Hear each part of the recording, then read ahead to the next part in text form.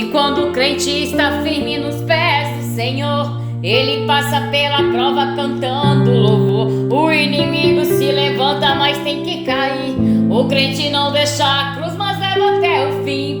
Se cair 1000 ao teu lado, ele não sente não. Sempre está protegido por um batalhão. Deus dá ordem aos seus anjos para proteger. Bem guardado, desse jeito desistir, porque vou seguir, eu vou seguir os passos de Jesus. Vou levar comigo a minha cruz. Se espinhos ferem os meus pés, eu vou descansar nos braços de Jesus.